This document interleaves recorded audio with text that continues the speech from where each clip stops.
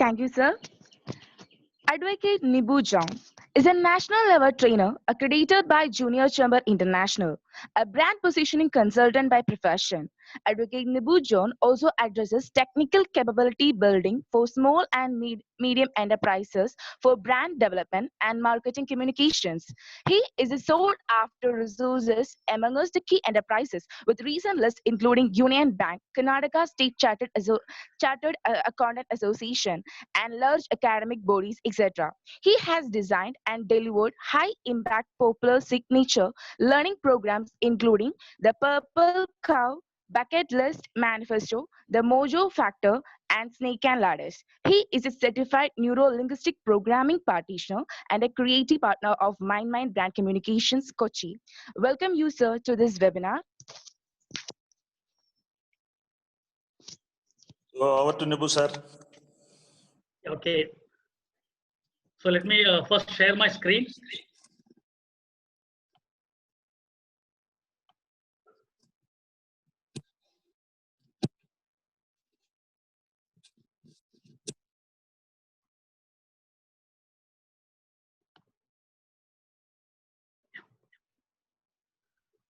So good morning, one and all. Once again, I would like to express my sincere gratitude to Samson sir, who is my guru. In fact, he was my guru when I qualified as a sound trainer for JCI some 7 years back. In 2013, I became the sound trainer of JCI India, and Samson sir was my faculty for this training program. So from that day onwards, I mean, even prior to that itself, Samson sir is a mentor to me. He helps me out with my training endeavors. He gives me suggestions to improve, and he's a person who I turn to for advice whenever I need one. And as far as Marian College is concerned, I think this is my third session for Marian International College of Management. So in Marian International Institute of Management, this is my third session. In previous 2 occasions, I had handled sessions on advertising because usually I am seen as a industry expert in advertising and marketing communication. So in previous 2 occasions, I got this opportunity to pitch my industry to budding managing professionals, because as a part of advertising fraternity, it's my job to pitch my industry to budding marketing professionals, because we need good talent into our industry. So it's my job to pitch my industry. I have done that 2 times at Marian College. I so love your college. I so love your premise. I so love being there. And whenever I talk about MBA colleges, Marian College is one of the top colleges that comes to my mind every time. So it's a great privilege for me to be back with Marian College, and it's a great privilege to be part of an elite panel of trainers who are conducting this orientation program for you. Benny sir again is a mentor to me. George Carmichael sir, he has already handled the session, as I understand, and Samson sir, obviously. I mean, you are blessed to have such a versatile trainer as your dean. So you are a blessed lot. So I'm so happy to be part of this select panel. And Harish Kumar, who is coming tomorrow, is my day-to-day mentor. I mean, I talk to him on a day-to-day basis on training and how to improve myself. So to be part of this elite panel is a great privilege for me. Thank you, Samson sir, for considering me for this opportunity. It's a dream come true for me. So without much ado, let me get into my session. Once in a while, maybe I will be using Malayalam words here and there. I hope it is okay for you, because when I want to express myself completely, once in a while Malayalam might pop up. Please bear with me. I don't see any international participants as of now. So once in a while, maybe a Malayalam this thing will be tolerated, is what I think. I will not be doing that often, but once in a while I might be using it. So let me turn to my subject. It's called Astronauts Academy. Again, it being an advertising and marketing professional, naming a session or naming a product is really important to create the intrigue in the minds of the audience. That's what we say. If you can create that intrigue, if you can create that curiosity in the minds of your participants, in the mind of your target audience, then your half job is done. So when you name a training program, when I name a training program, I make sure that I take the old wine and put it in a new bottle. That's what I do most of the time. But at least for this training program, this is new wine and new bottle. So this is a brand new training program that I have designed this year, and I have done it only in one other area. I think a smaller audience got an opportunity to listen to that.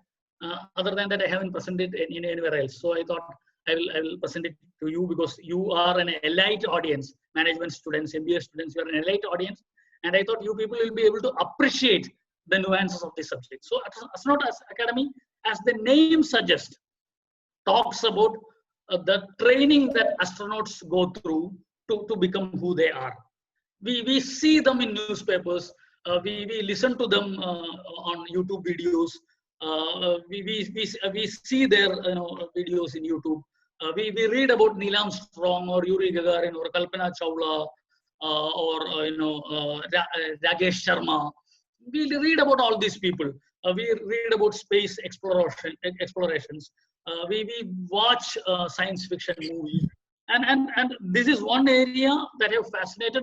I mean, at least for youngsters like you, I am sure that this is one area that might have captured your imagination or fascinated you. So, I mean, we only see the brighter side of it.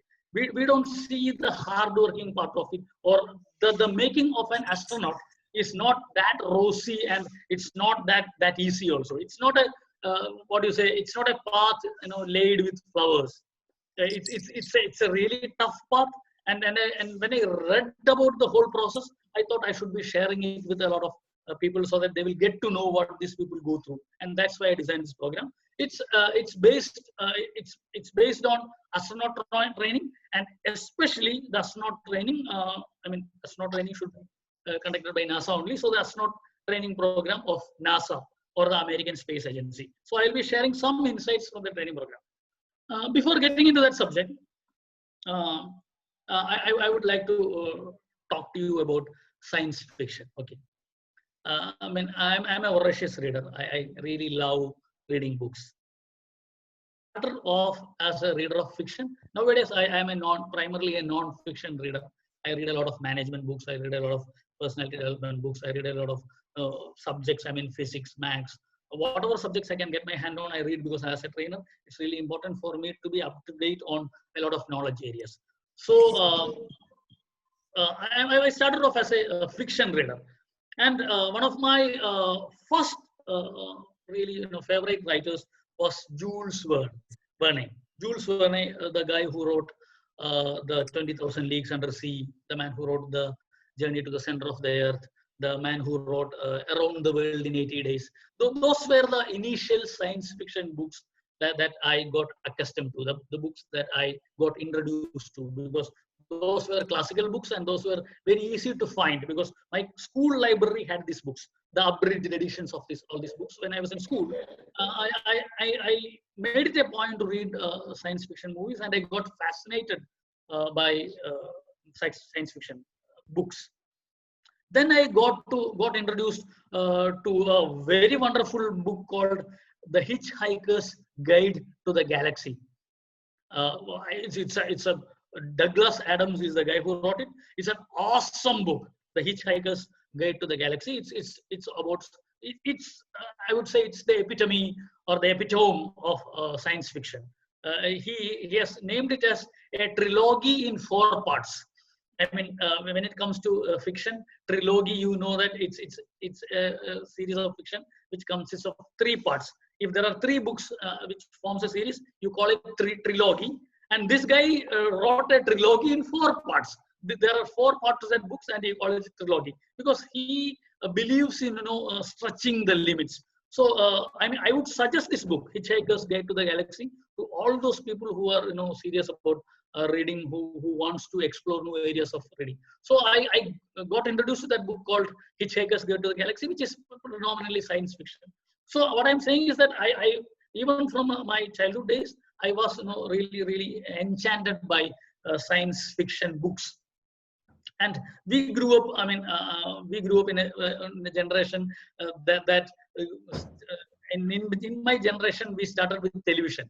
I mean, until I was studying in 7th standard or something, we never had a TV in our home. Then we had a black and white television. Then we had a color television. All those things. I mean, we were not exposed to the international media, or we were not exposed to the real international science fiction. So when star movies started coming into my living rooms, it was a huge thing. The cable television coming to your house, all those things. You won't be able to connect to that because you are an internet generation. I belong to a much older generation. So when cable TV came into our house, we got introduced to star movies, and that's when I started getting introduced to science fiction movies. And one of the first science fiction movies that I got introduced to was the Star Wars movie series. I mean, we call it Star Wars franchise. It was started, and I mean the initial director was a guy called George Lucas. George Lucas started this series of science fiction movies and Star movies. Star Wars. I don't know how many of you are really fans of Star Wars, but I am a real Star Wars fan. I mean, even now when a new Star Wars movie come in, I make it a point to watch it at the first available opportunity. And on my laptop, I have all the 9 Star Wars movies, and I watch it once in a while. And all Star Wars movies start with this dialogue: "A long time ago, in a galaxy far, far away." That's how the Star Wars movies starts. So what I'm saying is that science fiction and Star Wars movies and Star Trek movies and and a lot of other movies followed through. All these things have kindled our imagination and has played a major role in making us science fiction fans and being fantasized by the outer space. I'm sure that as a child, most of you would have fantasized at least once about space travel, going to other galaxies, going to other stars, living in other planets, exploring the limits of the universe, taking a time machine and traveling back in time or traveling ahead in time. All these things you might have fancied, and I'm sure most of you might have considered or wished to be an astronaut at least once in your life. So as being an astronaut, I'm sure all the boys would have wanted to be a pilot at least once in their life, and I'm sure triggered by the advent of a lot of women into the space exploration, invariably all of us would have dreamt of becoming an astronaut once in a while in our lifetime. I mean, in your short lifetime, at least, I would say that. So let us move on and let us talk about space travel. Let us talk about astronauts. Let us talk about the training programs that they go through to become who they are. So it's time for a takeoff. And are you ready for that? I mean, if you're ready, be and fasten your seatbelts. Get ready for a power travel, because space travel is not easy. Space travel is not easy. Let me tell you that. I mean, we fancy all these things. We think that it is a very, very fancy thing. It's a joyful thing to be a space traveler. But let me tell you, space travel is not easy. You will be crammed into a tight space. You will be thrown into the outer space at speeds much bigger than the speed of sound. We are yet to reach the light speed, so you will be thrown into the outer space faster than sound, and you will be experiencing G forces. I'm sure that you will be familiar with the term called G force. It's called the gravitational force. G force is what people experience when they try to break free from the gravitational pull of the earth. You might have experienced it while you board a high-speed elevator. When you get into a lift and when you push the button, and when the lift starts to go up, you will experience that G force. You will suddenly start feeling your stomach. Or when you are, if you want to experience G force really well, then you should take a roller coaster ride. If you're taking a roller coaster ride, then you will get that experience. The roller coaster will throw you down, throw you up, throw you this way, throw you that way, and you will be experiencing each and every molecule of your body. That is called G force. The power of the earth pulling you back. And race car, Formula 1 drivers experience G force on a day-to-day basis. But when it comes to space travel, there are no equals to the G force that a space traveler will be experiencing. So the entire earth will be pulling you back with its force, and you will be trying to break free from the force of the earth with all the energy of this rocket that is firing your propulsion. So that is G-force. So it will be really, really uncomfortable, but it will expand your life like anything, because you are getting into the outer space. So be prepared for that tour day force that we are going to undertake along with the astronauts. So I have based my training program on this book written by Chris Hadfield, and that book's name is An Astronaut's Guide to Life on Earth. I mean, he's a celebrated astronaut. If you take YouTube and if you search for Chris Hadfield, you can see hundreds. I'm not sure about hundreds, at least 10 or 20 videos you will be available. You will be able to see on YouTube. I mean, Chris Hadfield is one of the guys who made space travel fashionable. I mean, he is on YouTube. He's on social media. He gives TED talks. So he's one guy who made space travel fashionable, and he took all the insights that he gained from being an astronaut and wrote this book called An Astronaut's Guide to Life on Earth. I will not be, whatever I'm going to say will not be comprehensive. So if you are more interested in learning about astronauts and the training program, I suggest you buy this book or lend this book. And if you can read this book, it is a really nice reading experience. So if you are really interested, I mean, even after this session, if you are interested in this program or in this subject, maybe you may take note of this book, An Astronaut's Guide to Life on Earth. I have based this training on this book written by Chris Hadfield. What is really unique about this guy is that he is not an American. Chris Hadfield is a Canadian citizen. And as you know, people who are born in countries who don't have their own proper space mission, getting into outer space is a real hassle. Either you need the help of NASA, the American Space Agency, or you need the help of Russia or the Russian Space Agency. That is the only two way to get to outer space. I mean, till 10 days back, the only way to get to outer space for a human being was with the help of Russia. I mean, US, ended their space program or their space shuttle program in the year 2011. And for the past 9 years, even the United States of America was incapable of putting a person into the outer space. That changed entirely 10 days back. We'll be talking about that in the later part of my training program. So Chris Hadfield was a person who was born in Canada. He was a Canadian. And when he was born, Canada didn't even have a proper space program. And at a very tender age, when he read about Neil Armstrong putting his foot on the moon, he wanted to be an astronaut. And he told himself, I am going to be an astronaut. And his entire life, he was single-mindedly focused towards becoming an astronaut. And he made it true. And not once, 3 times, Chris Hadfield had the privilege of getting into the outer space. And Chris Hadfield was one of the people who was instrumental in building the International Space Station. That is, one of the biggest man-made structures in outer space.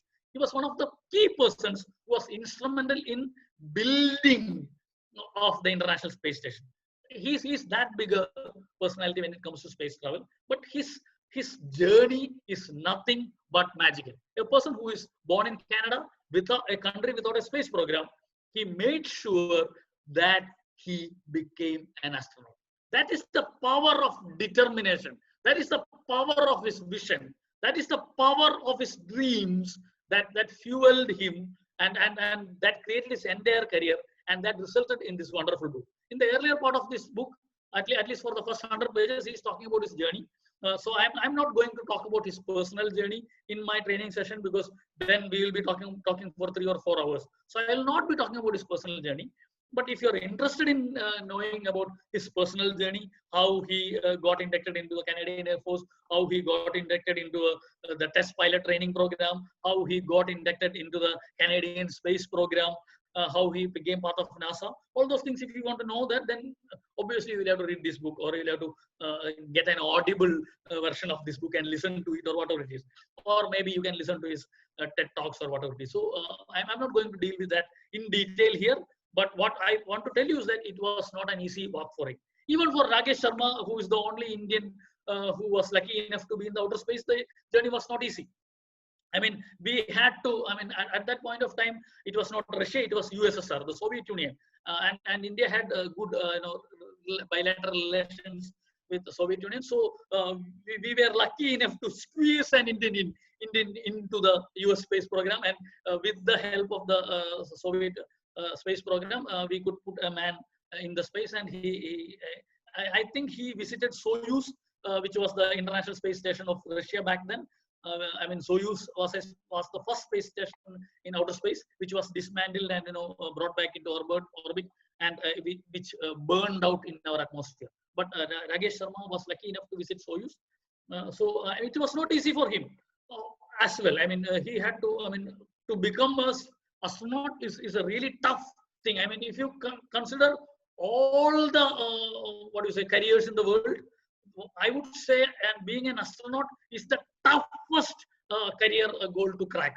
I mean, if you want to play international football league, if you want to be a top football player, then it is much easier than becoming an astronaut. Or if you want to be a supermodel, and if you want to be on the top fashion magazines of the world, it is much easier than being an astronaut. It is that tough to be an astronaut or a space traveler. So let me get into that. This is my question too. Who is an astronaut, and how he is different from a space tourist? These are two terms. Okay, the one term is the astronaut or the cosmonaut, or the second term is the space tourist. Nowadays we are talking about space tourism on a really major scale. Agencies like SpaceX or companies like Virgin. I mean, a lot of private organizations have started thinking about taking tourists to outer space.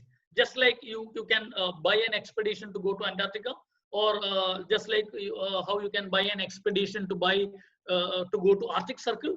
I mean, a lot of agencies across the globe are now considering the possibility of sending tourists to outer space. So there is one category of space travelers whom we call space tourists, and there is another category of people whom we call astronauts.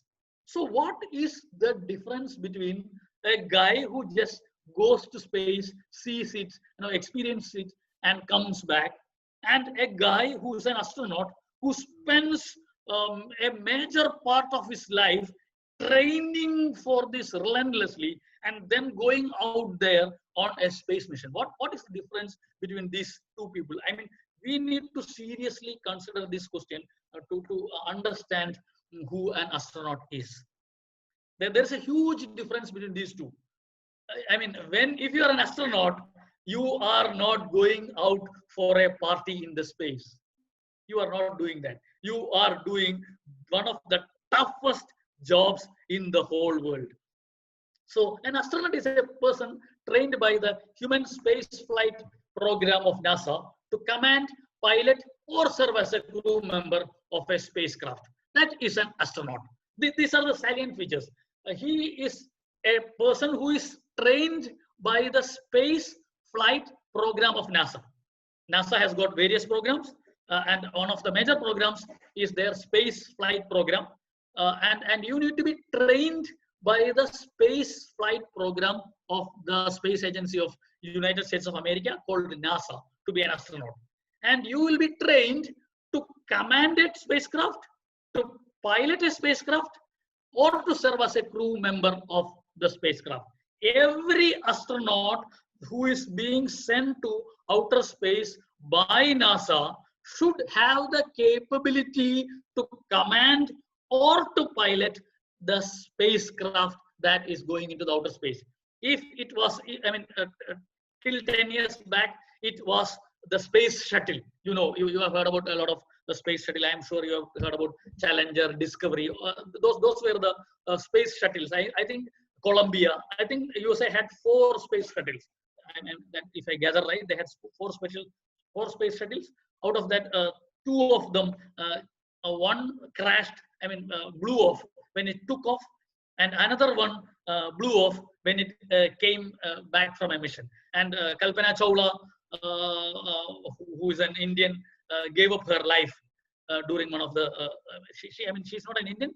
She's a lady of Indian origin. She gave up her life during the second mission that failed, space shuttle mission that failed. So all these people are trained to pilot these spacecraft or to command these spacecraft and to do multiple experiments in outer space. They are not just going there to see things.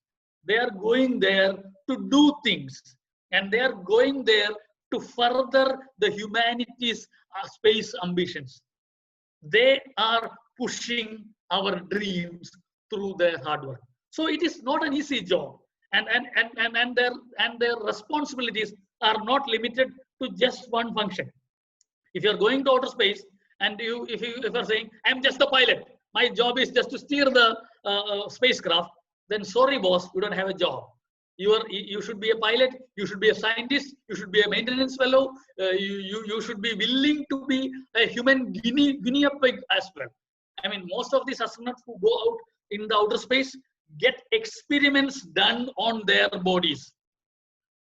To know how human body performs in outer space in zero gravity. These people are experimental animals as well. So that tough is a job that they are trained for.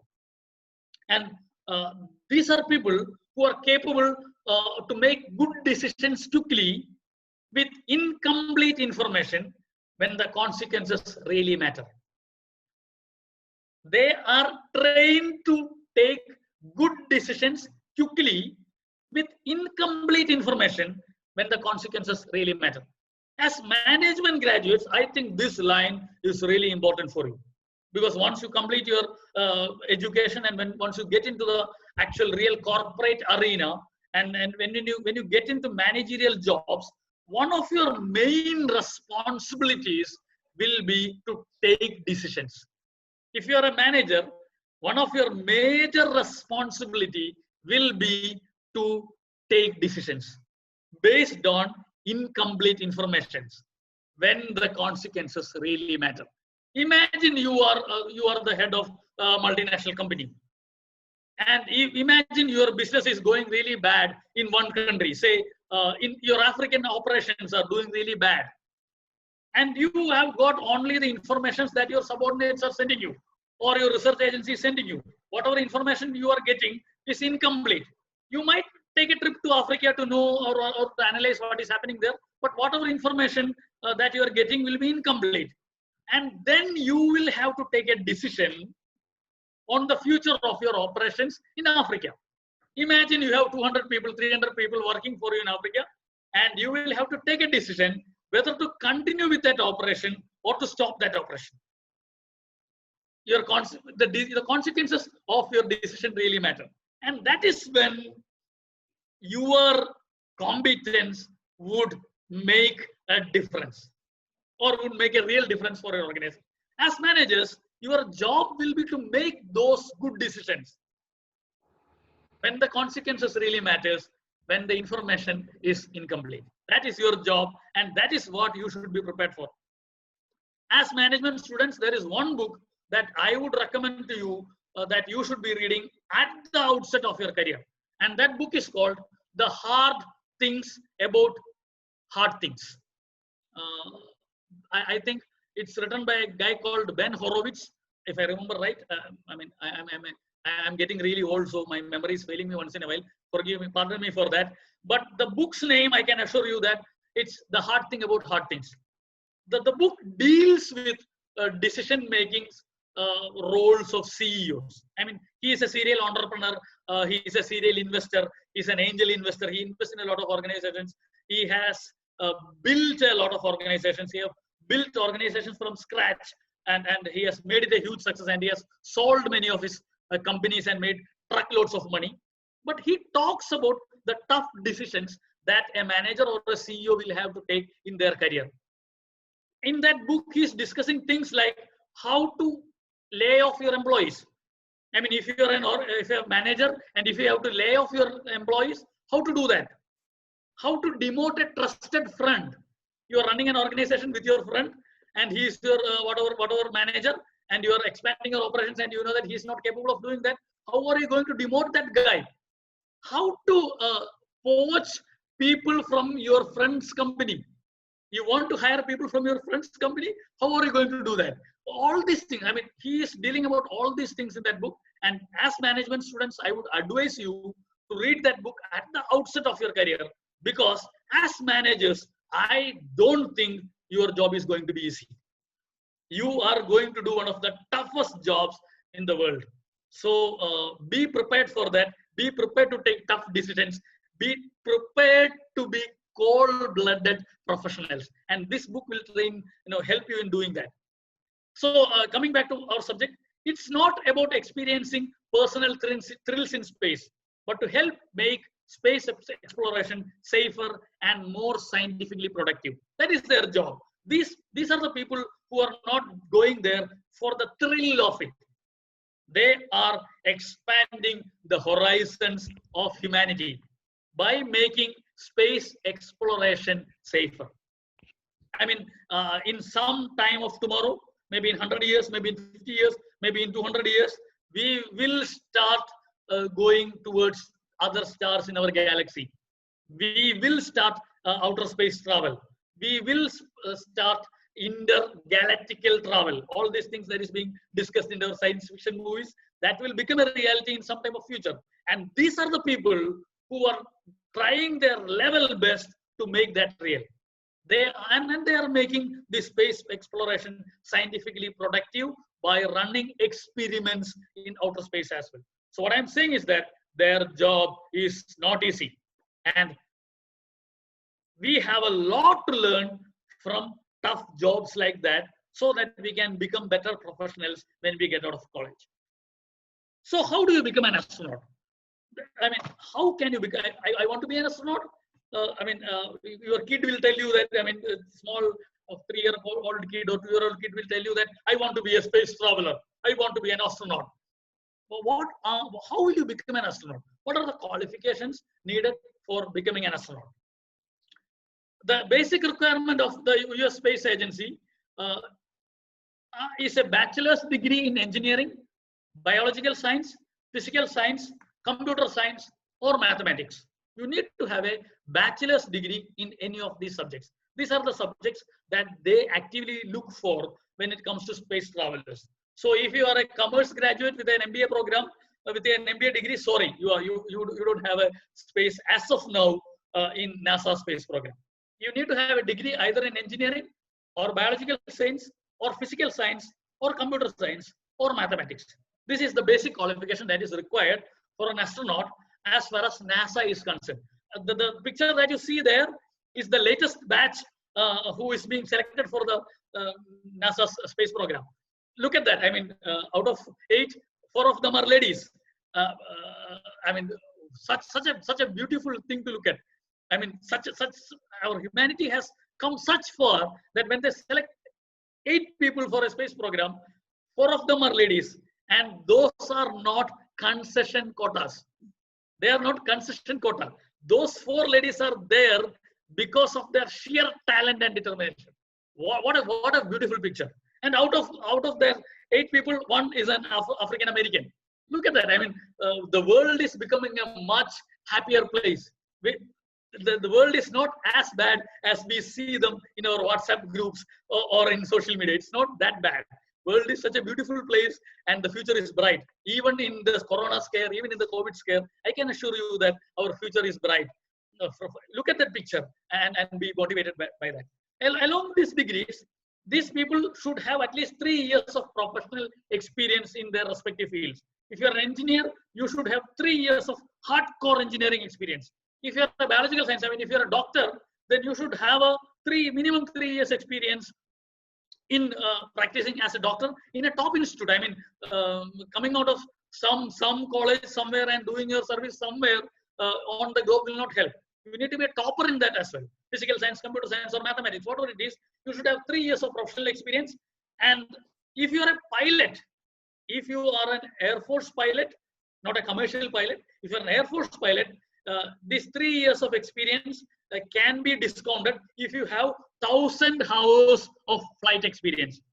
You should have flown a fighter jet for 1,000 hours. Then you will get an exemption for this 3 years professional experience. And candidates must also pass NASA's physical test. And this is one, don't take me lightly when I am telling you should pass the physical examination. This is not your physical examination that you have to pass if you want to become a constable in Kerala police. No, it is not that. You have to run this many kilometers, you have to jump at least this much height, you have to pick up this much weight. No, NASA's astronaut physical examination is one of the toughest physical examinations in the whole world. You will be put through tremendous G-force, and then you will have to act systematically. Imagine taking a roller coaster ride, the toughest roller coaster in the world, the biggest, scariest roller coaster in the world. You are taking that ride, and then you will have to do a jigsaw puzzle. These are the type of physical tests that NASA will be putting you through. And Chris Hadfield is talking about again another thing. Okay, if you have undergone a major surgery in your life, then it automatically disqualify you from becoming an astronaut. Because if you had a serious surgery and if you have had serious stitches in your body, at that part of your body, there is a chance of a tear happening in your body. I mean, if you have had an abdominal surgery and if you have a big scar there, and if you are going through a G-force like 20G, then your body will rip apart and that wound might open up again. So if you have undergone a serious surgery in your life, then sorry, you are automatically disqualified. That is the type of physical examination that these people will have to go through. They will do a full body scan of you. I mean, all this MRI, CT or whatever scan, they will do all this where your body can fail you. And if there is one opportunity for your body failing you majorly, then you are out of the program. So they will have to pass such a strict physical examination program of NASA. Usually it runs for 6 weeks. That's what I understand. 6 to 8 weeks physical examination, and you will have to endure that. And the last part is, however, there are many other skills that can be an asset to the selection. These are the basic skills, but these are the other things that will help you to get a job, like experience in scuba diving, experience in wilderness experience. I mean, attending wildlife camps, doing survival camps in the wild. You are out there in the wild sort of program experience. Your leadership experience. I mean, if you in a college, whether you were a chairman or a club secretary, whatever it is, your leadership experience, that will also count. And facility with other languages, especially Russian. I mean, apart from English, if you are capable of handling, I mean, if you are skilled in other languages, that will be an added advantage. And especially Russian, because most of the space travel now happens to International Space Station. As I said, ISS. That's where the space explorers go on a regular basis. And International Space Station has 2 living quarters. One living quarters is the US living quarters, and the other living quarters is the Russian living quarters. And both these living quarters are capable of accommodating 3 people each. So on International Space Station, at any given point of time, the maximum, I mean, I will not say the maximum number, but the optimum number that it can accommodate is 6. 3 in Russian quarters and 3 in American quarters. And those are the 6 people who are running that station. And out of that, 3 people are capable of talking only Russian. So if you're not capable of talking Russian, then your life will become really difficult. That's why learning Russian is really important. And learning Russian was important because even America had to rely on Russia for putting their people in orbit for the past 9 years. So learning Russian was important. in that aspect also. So these are the basic qualifications. I mean, this is where you begin. If you don't qualify for any of these things, then you don't get to apply for that job. You will not get the application form. I mean, if you ask for an application form, they will not send you an application form if you're not qualifying for this criteria. This is where you begin. So think about that. The guys who send an application for an US space program are the best of the best in the world, the real best. And these 8 people who you see here on the right side of the screen or the left side of the screen are the people who came out successfully from thousands and thousands of the best people who tried for that job. So what are the vehicles that currently take people to the outer space? I mean, I did this module way back in February. Way back in February. I say that because COVID has made a huge gap in our understanding of the time frame. And when I look back to the training program, I am saying, oh, it happened so way back, 3 months back, 4 months back. COVID has done that. I mean, it has extended our time frame. So when I did that training program in February, there was only one vehicle that was capable of taking people to outer space, and that was the Soyuz of Russia. You can see that rocket there. This is the Soyuz rocket of Russia, and that was the only vehicle that was capable of taking people to outer space. Thankfully, I think 8 or 10 days back, Falcon 9 of SpaceX with their with their interspace travel module called Crew Dragon. That is what it's called. I've written it down because my memory is that good. So Falcon 9 of SpaceX of Elon Musk, SpaceX successfully put 2 American astronauts out there in space. SpaceX Falcon 9 took off and it put this vehicle in orbit, and it landed. I mean, SpaceX, this Falcon 9 is the only rocket that is reusable. You launch it, it put people there in outer space, and the rocket comes back and lands back on the launch pad. That is the only reusable rocket in the entire world as of now. So these are the 2 options available for people who want to go to outer space currently.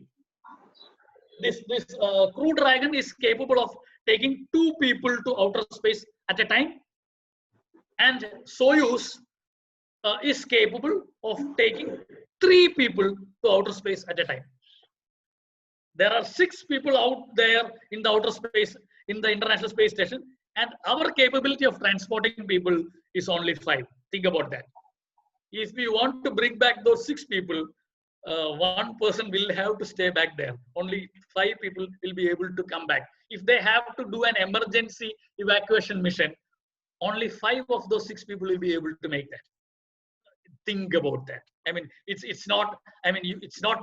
I'm not talking about movies. I'm not talking about Gravity, the movie Gravity or the movie Interstellar. I am talking about real people out there in space. There are only 2 vehicles which are capable of taking people to outer space and capable of bringing them back. Such is the scenario. I mean, we are talking in 1971. I think it was way back in 1971 that Neil Armstrong landed in Moon.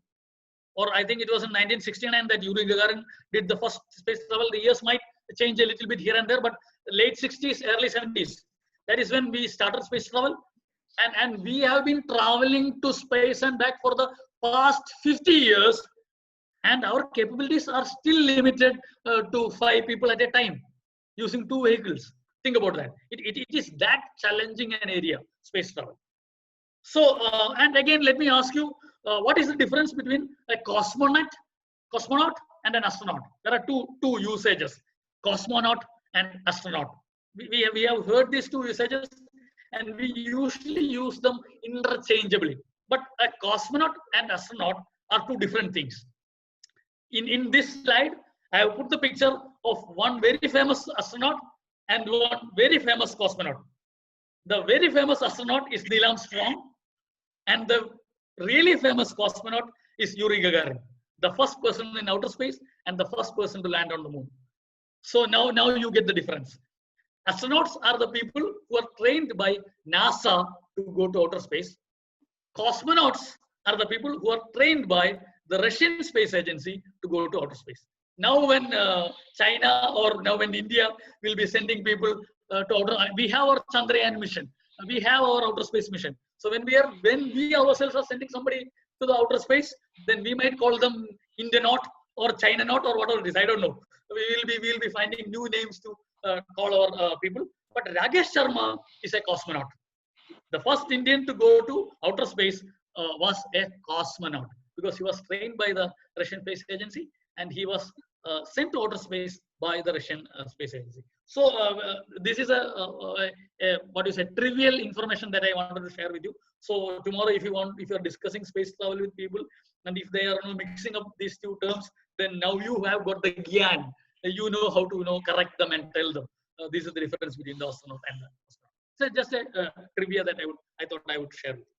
So now we are getting on to the very important part of our training program, which is the lessons that you can learn from astronauts and their training program. I mean, just talking about astronauts and just talking about some curious facts is not going to help you in any way. I know that really well. So we need to have some life lessons that we can take home or that we can adopt in our life, that we can take into our life and practice on a daily basis. So that we can also improve from that. We might not. I mean, I am sure that including you, most of you has gone past the mark where you can become a cosmonaut or an astronaut. Because I don't know. We'll have to, if you want, if one of you wanted to become astronaut or a cosmonaut, then you should be in Indian Air Force as of now, learning the ropes of flying your fighter planes. Now you are in a management college learning a degree. So I am sure that most, by 99%, the chances of you making it to outer space is really grim.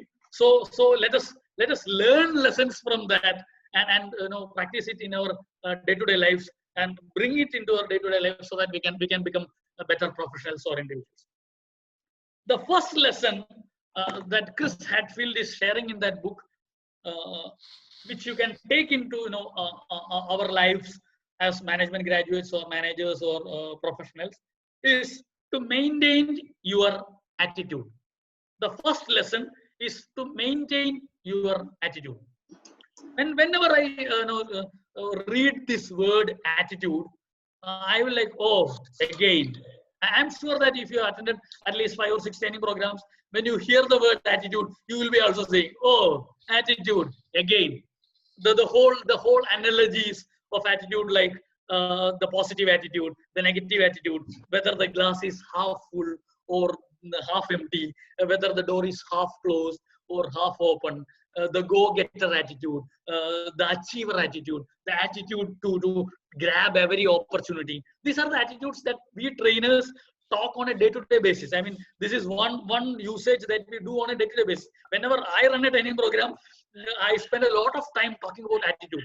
And I am sure that being management students, being people who are attending training program, you must have listened to a lot of trainers or people talking to about the real attitude, the winning attitude and all those things. So that is not the attitude that I am going to talk about when it comes to space travel. When it comes to space travel, attitude is an entirely different thing.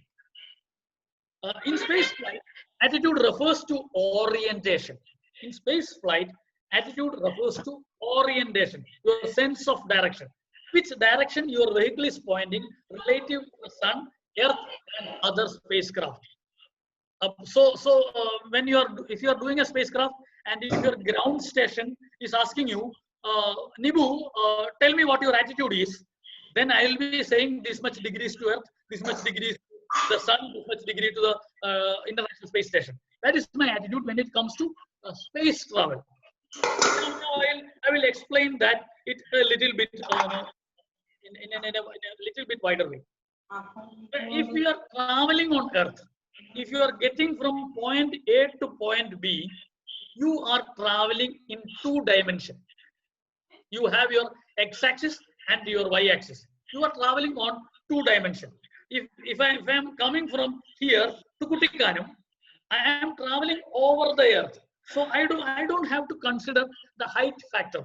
I only have to consider the distance factor as in the x-axis and the y-axis. Or on Earth, if I am saying my position is this degree, I mean 10-degree north latitude and whatever degree east uh, longitude, then I am talking about my x-axis and my y-axis. So on Earth, it's quite easy to tell where your position is. It's quite easy to find your direction. Turn this many degrees to the east, turn this many degrees to the north. That is all that is needed when it comes to traveling on Earth. But when it comes to space travel, suddenly you are in three-dimensional space. Apart from your x-axis and your y-axis, you suddenly have your z-axis or the z-axis. And you are in three-dimensional space. When you are in three-dimensional space, navigation gets all the more complicated.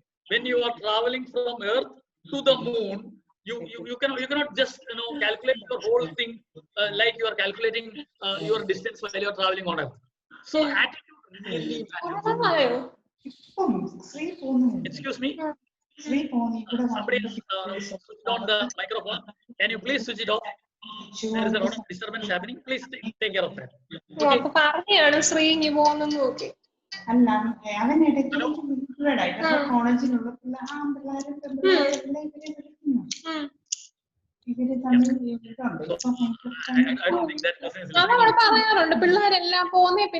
തമ്മിൽ Some astronauts do all the training all their life and never get to go to the space. I hope my sound is okay. I hope I am not muted. One second. Let me check that.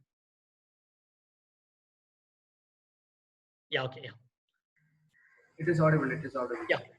So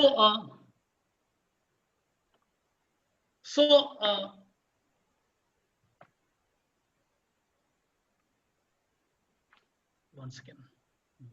Yeah.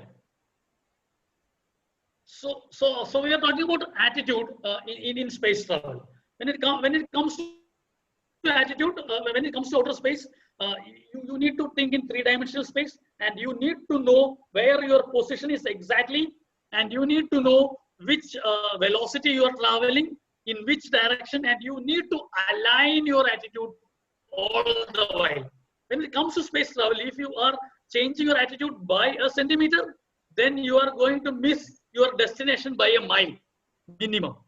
It is that crucial to maintain your attitude. So that is one lesson that an astronaut is trained from day one. You should know, you should take care of your attitude as if your life depends on it. I mean, think about that. In our life also, in our profession also, if we are not sure of our attitude crystal clearly, then we reaching there will become all the more impossible. So some astronauts do all the training all their life and never get to go to the space. Getting your attitude right would matter all the more in situations like that. Think about that. In a previous slide, I had shared photographs of 8 people, 4 ladies and 4 men. 8 people are selected every year, or at least once in 2 years, by NASA to become astronauts. And they train for at least 5 to 6 years for space travel. And they will never know whether they will make it to the space or not. Out of that 8 people, at least 2 people will fail to make it to the outer space. You get selected, you go through an elaborate process of getting selected, and finally you make it there. You do all the training, and you don't know whether you would make it to the outer space or not. Imagine the level of motivation those people need to train like hell when they are not even sure whether they will make it or not. They will do the training all their life. I mean, they may join NASA at the age of 25, and they'll be doing that like at the age of 50 or 55. They'll be doing that all their life without knowing whether they will make it to the space or not. I mean, in NASA, that's what they say. I mean, you get trained with 8 people, 10 people, then 2 of them will get selected, and they will go to the space. Then another two will get selected. They will go to space, and you are sitting there. You are training, not knowing whether you will make it or not. So imagine the level of internal motivation that they need to stay put on their job. Getting your attitude right would matter all the more in situations like that. Opportunity is very low, and the cut and the what do you say? The qualification mark is really high, and these people are pushing them to the extreme to make it on a day-to-day basis. And imagine the level of motivation that they need. And now you take a look at yourself as management students, as people who are who are learning to become professionals. How motivated are you in your own personal spaces? Think about that. What do you say? Compare yourself with these astronauts, with their levels of motivation. Life is so easy for us. Life is so easy for us. You just have to read. You just have to learn. You just have to refer. You just have to learn. That is the only thing that is expected of you, and of us. I mean, being a trainer, it's expected of me also. But most of the time, we find hard to find the real motivation for doing that. And now look at these people. They are striving really hard on a day-to-day basis without knowing whether they will make it or not. And most of the astronaut training is like this. They learn to do things that contribute in a very small way to a much larger mission, but do absolutely nothing for their own career prospects. These astronauts, when they train, they will be training like this. I mean, fastening a nut in outer space is a job that you will have to train for at least 2 or 3 months. You are out there in outer space in zero gravity. You are supposed to take an bolt, and you are supposed to find a nut, and you have to fasten that bolt in outer space.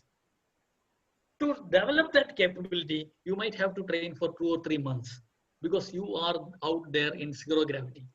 Things don't function there like it functions on Earth. So what these astronauts do is that most of the time in NASA, they have huge swimming pools, underwater experimenting centers. So these people will be putting in on all their scuba gears or all their astronaut gears, and they will be going underwater, and they will be doing all these exercises there, fastening the nuts, picking things, eating food. All those things need to be trained rigorously. All the things that you have learned on Earth has to be unlearned, and even these very simple tricks, simple things that you do on your day-to-day life has to be relearned on a zero gravity space. Imagine that. They will be doing, I mean, imagine this, training for 2 months, learning how to fasten a bolt to a nut. That is how tough their job is. They will be thinking, what an insignificant thing is this. But out there in space, that is a life and death question. You are there in outer space. You are there outside your International Space Station. One bolt has come loose, and you are doing a spacewalk there. You are taking your bolt there, and you are going to fasten it. And if you are not going to do that properly, then people will lose their lives. It is that important. So think about it. This matters even on Earth. And what is that? I mean, this attitude. I mean, being oriented towards your goal, being oriented towards your destination to the minutest detail. How is that important in our day-to-day life? What is it that we can learn from that? This matters even on Earth. You don't solely decide whether you arrive at your destination in life or not. I mean, let us be very frank about it. Okay, you cannot decide all the things in your life. There are a lot of other factors that will determine the things in your life. Being at the right place at the right time, the luck factor, the timing factor, all the money factor, the people whom you know factor. All those things might play a major role in your life at one point or another. So you cannot decide solely whether you will arrive at a, I mean, I would say I want to be the CEO of a multinational corporation, and I will be striving really hard to reach there. But I don't decide on it solely. The decision is not solely on my capability or my effort alone. Too many variables are out of our control. In our life, there are too many variables that are out of our control. Let us be very frank on this. I mean, we will talk about attitude, we will talk about winning attitude, we will talk about determination. If you can dream it, you can do it. All those things we'll talk about. But you should know that in our life, there are a lot of variables that are out of our control. Yet there is one thing that I can control, my attitude during the journey. I mean, there is one thing that I can control, then it is my attitude. Let us forget all the other external factors. I mean, I don't have any control of that, but I have a control on my attitude. I can ensure that I am going in the right direction. I can make crystal clear that I am going in the right direction. I am doing all the right things. I am taking all the right steps. If I am there in outer space, and if I am fastening a bolt to a nut, and if I have to do it 20 times, then I will make sure that I am doing it 20 times exactly, not one time more, not one time less. That I can ensure. So the only thing that I am in control is my actions and my attitude. This is what the first lesson that we can learn from a space traveler. There will be a lot of factors that will be influencing your life. I mean, there will be lucky guys who will make it big. There will be, I mean, I know that because when I was in college, there are a lot of, I had a lot of students who were studying with me. I would say it is not always the brightest students who really made it big in their life. When I look at my Facebook page or social media page, I will find that one of the dumbest guys in my class is now in the US doing really well, and I am here in Kerala doing reasonably well. Then I will think life is. I will usually. It's very normal for me to think that life is unfair. But I don't know what he did. I don't know what his effort was. I don't know what his battles was, and I'm judging him right away. It is very easy to talk about all the other factors that didn't work for me. But one question that I should be asking myself is that what did I do with my efforts, and what did I do with my attitude? So think about it. And I will like to narrate a story that happened to Chris Hadfield. I mean, when he was an active astronaut. Okay, Chris Hadfield was in USA, and he was working with NASA. He was working with their mission control there. He had already done his 2 outer space journeys. He was quite popular even then. I mean, he had formed a rock band of astronauts, and he had performed there in outer space with his rock band. I mean, when he was doing his shuttle flight and all those things, he had played guitar and he has recorded it and he has sent it across. So he was one of the first musicians in the outer space. And Chris Hadfield was invited to Windsor Air Show, which is one of the popular air show that happens in the United States. And he was invited as a guest to that air show. And one of the star attractions of that program that day was a concert by Elton John. Elton John, as you know, is one of the popular rock stars. So Elton John was performing there. Was one of the I would say he's one of the world famous musicians. He was performing there, and Chris Hadfield was invited to that program as a chief guest. So he was invited to that program. He was given 1 month's notice. I mean, he was invited 1 month in advance. So Chris Hadfield sat down and thought about that program. Okay. So I mean, he is very serious. I mean, he's an astronaut, so he is very serious about his planning. So he first worked on his speech. So this will be the speech that I will be giving. That he worked on it. Then suddenly a thought came to his mind. Elton John is a musician. Chris Hadfield is a musician. Chris Hadfield is popular as a person who has performed in outer space. What if in between his performance, Elton John took the courage or took the liberty to call Chris Hadfield onto the stage and asked him to play along with him. I mean, there is no possibility of that happening. But what if that happens? And Chris Hadfield said, Elton John is an accomplished musician, and if I am playing with him, then I should have the minimum skills to at least match up with him. So he was thinking, okay, if Elton John is calling me on stage to perform with him, what will be the song that he will be thinking about? And Elton John's popular song, one of his popular songs is Rocket Man. So if he's calling an outer space guy to perform along with him, then invariably he was sure that Elton John will choose only the song Rocket Man. So Chris Hadfield, being a guitar player, started practicing for Rocket Man on his guitar. And he practiced continuously for the entire month. And by the end of that month, he was absolutely sure that he will be able to at least match Elton John. I mean, Elton John is an outstanding performer. He will be able to do a decent performance playing along with him on his guitar.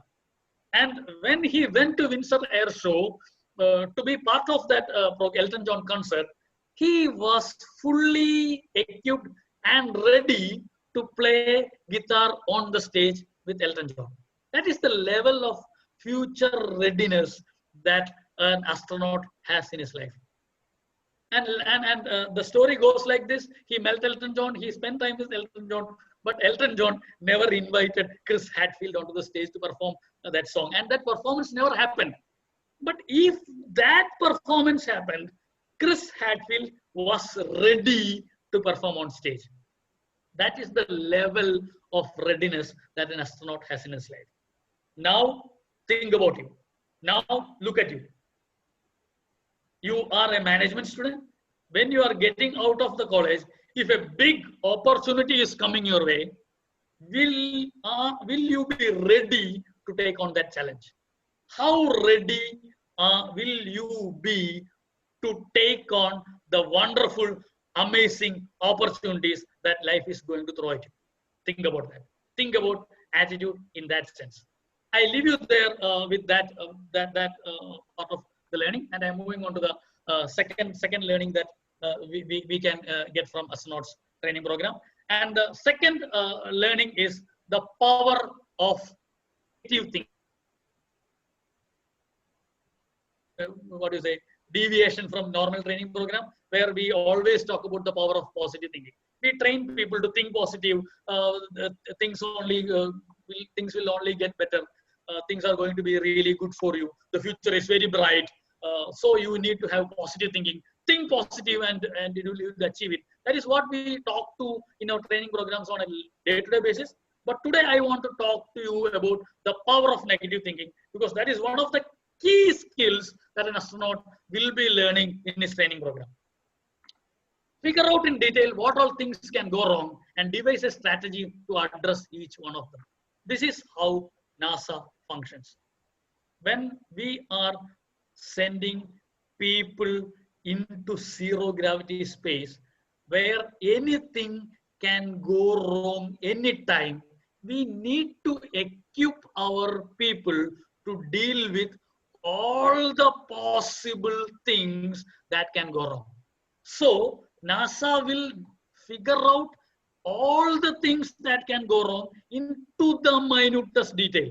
They will say, okay, you are out there in space, you have a spanner with you, you are supposed to fasten your bolt. What if you lose your spanner? Then what will you do? Or what if the nut or the bolt is going to lose its thread? Then what will you do? All these minutest things that can go wrong will be researched on detail, and these people will be trained to deal with that in real life scenarios. Think about that. If you are not sure what to be alarmed about, then everything is alarming. That is what they say. If you are not sure what to be alarmed about, then everything is alarming. So you should know what are the things that can go wrong.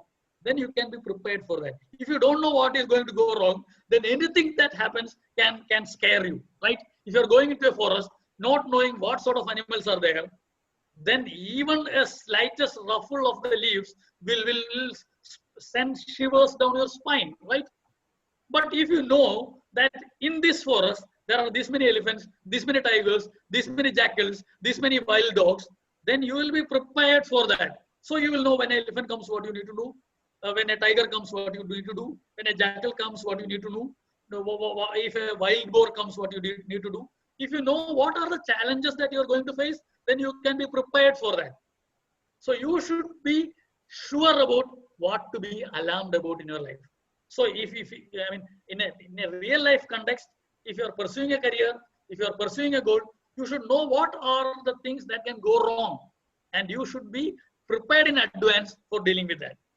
Fear comes from not knowing what to expect and not feeling you have any control over what is about to happen. That is fear. You don't know what to expect and you have no control over what is going to happen. That is fear. We fear ghosts because we don't know what to expect from a ghost. We fear a wild animal because we don't know what to expect from that wild animal. But when it comes to Baba Suresh, he is not afraid of what you say, the king cobra, because he knows what to expect from that. But we don't know what to expect from a snake, so we are terrified about the prospect of confronting a king cobra. Think about that. So fear comes from not knowing what to expect. If you know what to expect, we fear our future because we don't know what to expect. But if you know what to expect and if you know how to tackle it, then your normal fear response will not kick in when you confront such a situation. Astronauts training specialize in bad news scenarios for them to act out over and over again in increasingly elaborate simulations. So when you are training to become an astronaut, what you will be doing most of your life will be dealing with bad life scenarios. Here on Earth, they will be simulating these bad life scenarios and you will be doing it again and again. So they will send you into a space shuttle like space in zero gravity and they will put that module on fire. So out there in outer space, if you are confronting fire, how will you do it? You will train for that fire scenario with increasing complexity. Day one, you will be just putting out the fire. Second day, you will be putting out the fire when something else will go wrong. So you'll have to deal with both these situations. Then you will be trained like there is fire happening in this module and there is fire happening in that module and this thing is not functioning. Then how will you do? So they will be trained for these bad case scenarios with increasing complexity so that they will be able to handle that in a really professional manner. Truly being ready means understanding what could go wrong and having a plan to deal with it. Being ready in life is understanding what could go wrong and having a plan to deal with. That is called negative thinking. I know what will go wrong. I mean, as a trainer, if I'm doing a Zoom training, I will know what all things will go wrong. I will know that something can happen to my system. I will know that something can happen to my connectivity. So I should be having alternate plans for that. If I understand what could go wrong, then I can have a plan for that. They are pushed to develop new set of instincts instead of the fight or flight adrenaline rush. I mean, being human beings, being the animals we are, our normal response to alarming situation is called a flight or fight response. If you are out there in the forest, if a lion comes your way, you will either take up a weapon and fight it, or you will run away from that situation. That's what you do. Either way, your adrenaline will be pumped up, you will be full of energy, and you will be making all the foolish decisions. That's what happens when we have the real, that panic attack in our lives. But astronauts are trained not to panic, even in the worst case scenarios. Even when there is a fire inside your space shuttle, even if you are about to blow off, even if you are falling down onto Earth, even if you are in free fall, even if your machineries are failing, even if your oxygen systems are not functioning, you are trained to think with a calm mind without panicking. And how they develop it? Through constant training. They are trained for 8 to 10 years on all these bad case scenarios. And when a situation comes, when an emergency pops up, they are prepared to deal with that. And this is one really wonderful thing. Out of this whole book, which is like 300 pages, this is one point that attracted me the most. Every astronaut is trained to prepare for their own death. I mean, imagine this. Okay, and you are out there in space flight. You are coming back, and your module explodes, and you are no more. Then NASA should know how to handle that situation, and they do that training on a real-time basis. So they will be sitting inside a conference room. The astronaut will be there. His family members will be there. They will be online. They'll be on telephone call. They'll be ready for call. All his friends will be available. All those things will be available, and they will be training for that. So they will pull out a card and they will say, okay, Chris Hadfield is having a major heart attack in outer space. Now, how will we deal with that? So they will say, okay, who are the other astronauts? Is there a doctor there? So how will you deal with that? Do we have a defibrillator there? Can we do something to resuscitate his heart? What are the things can we deal? All those things. So what will the ground control do? What will the PR agency do? What will be the family members? How will they will be intimated? All those things they will be planning. Then they will pull out the next card. They will say, Chris Hadfield is dead. Suddenly the whole scenario changes. Now they don't have to look for doctors. They don't have to look for emergency medical care there in outer space. Now what they have to deal with is a dead body in outer space. Now they will be discussing about what will we do? Are we going to store that dead body in our storage, this thing? And are we going to bring back in the next mission? Or are we going to just throw it into outer space and make sure that it is circulating around the Earth for time immemorial? Or are we going to put that in a module that is going to burn back on re-entry to the Earth? They will be discussing all these things. Suddenly they will pull out a card and they will say, the news have leaked to the media and all the news agencies are calling NASA to know what is happening. So they will be training for the death of each and every astronaut, with that astronaut sitting there and witnessing all these things. That is how prepared they are for the eventualities that can happen during space travel. Their family members will be sitting there and they will be going through this experience along with the astronaut.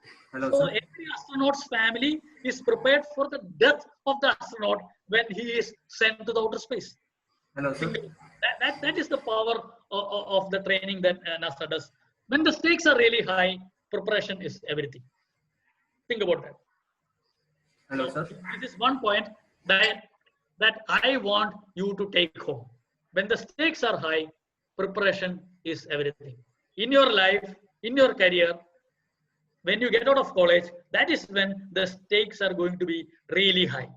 And if you are failing to prepare today, then you will not be able to rise up to the situation out there in the world. Think about that. And the third point, third learning that we can get from an astronaut training program is aim to be zero. That is again a really nice concept that I thought will help you as professionals when you get out there in the corporate world. How do you get highly competitive professionals to cooperate? I mean, look at these people. All these, I was talking about all these things. These people were toppers in school, toppers in college, first in whatever in sports, first in this thing, leadership skills. They are out there in the wild. They are so used to winning. They are so used to coming first in every phase of their life. And now you are putting all these super successful people together, and you want to make them cooperate. And they are not trained to cooperate. You know these type of people, right? Those people in your college who always come first, who are highly competitive, who want to win in everything. Those type of people whom we really don't like. Winners we don't like. We hate winners. The people who want to win every time, we hate them. So we take all these people together, and NASA is making these super achievers to cooperate, which is really tough. There is no, but the thing is that there is no accidental astronaut. On an average, a new astronaut is 34 years old. There is no I mean, somebody is not just put off the streets and they are not put in the space. If you have watched the movie like Armageddon, where they take people from drilling and where they send them into outer space, that is total rubbish. There is no accidental astronaut. Every astronaut trains at least 10 years before he or she is put outer space. So, and all these people have been striving really hard to be the best all their life. So there are three types of people in this world. There is -1, there is +1, and there is 0. The -1 are the negative people, the people with the loser attitudes. -1 are the losers. They will not try. They will what you say? They will say that they will accept their defeat from the go. These are the people who don't even try. There are +1 guys who want to win in everything. They want to be successful in each and everything that they do. And there are the 0 people who are neither there nor there, who are calm and composed and who are there in the middle. Where working together in a team is involved, feeling superior is as bad as feeling inferior. This is what NASA says. If you are a super achiever and if you want to win in everything, if you want to push your fellow guys down in each and everything you do, then you are not fit enough to be an astronaut. If you are not a team player, if you think that you are way high above your team members, then you are not fit to be an astronaut. That's why being a 0 person is really important. Neither too positive, neither too negative. Seeing things, observing things, grabbing opportunities when and where it comes, and helping other people do their job better is the type of people that the astronaut training program is looking at. Early success is a terrible teacher. You will not know how to push yourself beyond the point of discomfort. I see this all the while when I am looking at kids who are performing really well in schools.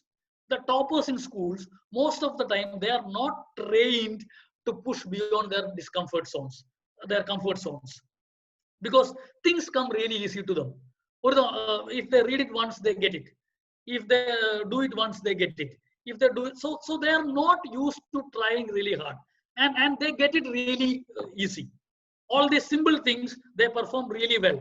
But when it comes to things that really matter, they might have lost the habit of trying really hard. So early success is a terrible teacher. So if you are an early successful guy, if you are a really talented guy, then my advice to you is to try even harder. Because there will come one point where our inborn talent will not measure up to the opportunity or the challenge. That is when you will. Sir. Yes. Sir, we have 5 more minutes. Okay, yeah. Thanks. So what we're seeing is that you need to have an expedition mindset. You need to acquire as many multiple skills as possible, and you need to support your teammates to perform better, as they can be dead weight for you otherwise. This is what you call expedition mindset. When you are going out on an expedition, each member of the team matters. You need to function as a part of the team. That is what being a 0 is all about. Willing to give up for others, giving space for others, filling up each other's incompetencies, working as a team rather than competing against each other. So if you do something stupid, you won't be a hero or a martyr. You would be the guy who compromised the mission. That is what they say. If you are an astronaut, you cannot do stupid things. You cannot try beyond your capabilities. You have to adhere to your protocols. If you try to be a hero, then you will compromise the mission. So if you only think about yourself, you will not be able to see the big picture. This one I am just thinking. And the last point that you can learn from astronaut training program is sweating the small stuff. This is again one thing I thought before I end this training program. This is one thing I want you to understand. That's why I'm running it through in a really fast manner. When you are in an area where even small mistakes can be fatal, it is important to work things out to the minutest detail. When things are really critical, work things out to the minutest detail. Don't leave anything to chance. An astronaut who don't sweat the small stuff is the dead astronaut. If you're not sweating the small stuff, if you're not looking at the minutest detail, you are dead. So if you don't carry that spanner when you go to outer space, you are dead. You don't have to obsess over details if you are willing to roll the dice and accept whatever happens. If you are willing to leave everything to luck, then you don't have to look at the minutest details. But if you are looking for perfection, then you will have to look at the minutest detail. After every mission and every simulation, things are debriefed to learn every lesson possible and file them back to the flight rules so that everyone benefits from your mistakes. After every space mission, they debrief those details to the minutest point, and the lessons are learned and flight rules are formulated. So NASA has a record of every mistake committed by every astronaut from the day they started their outer space mission, and it is documented, and every astronaut is trained on each one of these mistakes. That is what we called sweating the small thing. So the insistence about details would seem ridiculously finicky, but when astronauts are killed in the job, the reason is almost always an overlooked detail that looked unimportant at the time. Kalpana Chawla, the mission that where Kalpana Chawla and her co-travelers gave up their life, there was some small tear in the outer insulation of the space shuttle, and they said it is not that important. Let us not sweat the small stuff. And what happened? The entire crew gave up, had to lose their life during re-entry to the Earth's atmosphere. So you should be sweating the small stuff. So to conclude, I'm a Star Wars fan. I said that. To conclude, I will just run through some little wisdom from Master Yoda of Star Wars. This is again just a recap of whatever we discussed. Do or do not. There is no try. You either do it or you don't do it. There is nothing called I will try it. If you want to be successful, then don't say I will try. You say I will do it or I will not do it. Named must be your fear. Before vanish it you can. These are all dialogues that Yoda gives in Star Wars. You should name your fear, should define your fear, then only you can vanish it. The greatest teacher failure is. Every failure done by every astronaut in every space mission is documented and is learned from. Much to learn you still have. You should have a learning attitude if you want to improve in life. You might be 80 years old or 8 years old, but if you are not willing to learn, then you are not progressing. Luminous beings we are, not this crude matter. We are all luminous beings. We all have light within us. We have got immense potential within each and every one of us. So realize that, try to achieve that. And to conclude, all that I can say is that may the force be with you. All the best for your 2 years of MBA training program, learning program. All the best for your future. If at all some lessons that I brushed through or rushed through in this training program will, if helpful to you in your life, then this program will be really fruitful. Thank you once again for this wonderful opportunity. All the best. May the force be with you. I hand over this thing back. So, Nibu sir, thank you very much for your valuable session. On behalf of MIIM, I extend my gratitude for our beloved resource person, Nibu John sir. So, thank you very much. Hope everyone enjoyed the session. Thank you, sir. Thank you.